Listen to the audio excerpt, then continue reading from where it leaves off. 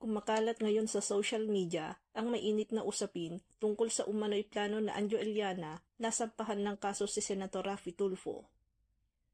Nagsimula ang kontrobersya matapos maglabasan ang mga post at video online na nagsasabing nasaktan si Anjo sa ilang pahayag ni Tulfo na umano'y nakasira sa kanyang reputasyon.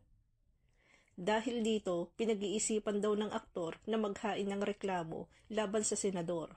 Partikular na ang posibleng kaso ng cyber libel, isa sa pinakamabigat na kaso sa ilalim ng Cybercrime Prevention Act. Sa ilalim ng batas, ang cyber libel ay may parusang 6 na taon at 1 araw hanggang 8 na taon na pagkakakulong kasamang posibleng mataas na multa, depende sa desisyon ng korte. Dahil mas mabigat ang parusa sa cyber libel kumpara sa ordinaryong libel, mabilis itong nagdulot ng tanong sa publiko kung maaari nga bang makulong si Raffy Tulfo sakaling ituloy at tanggapin ng korte ang kaso. Malinaw naman na bago pa man dumating sa puntong yun, dadaan muna sa masusing evaluation ng piskalya ang anumang reklamo. Kailangan ding mapatunayan na ang pahayag ay may masamang intensyon, nakapanira ng pangalan at walang sapat na basihan.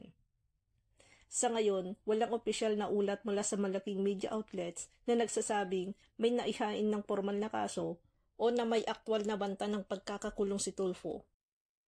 Marami sa mga impormasyon ay nagmumula sa social media, mga reels, YouTube commentary at mga post na hindi kumpirmadong verified.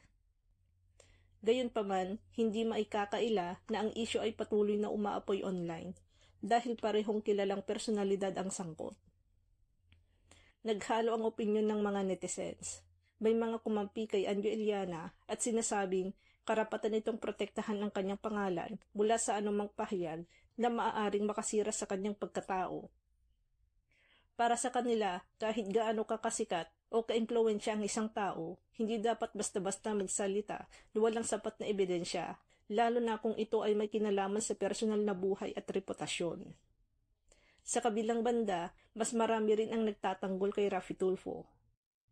Ayon sa mga supporters niya, sanay na ang senador sa ganitong reklamo at ilang beses na siyang dumaan sa mga kasong libel na kalaunan ay na-dismiss o hindi kinatigan ng korte.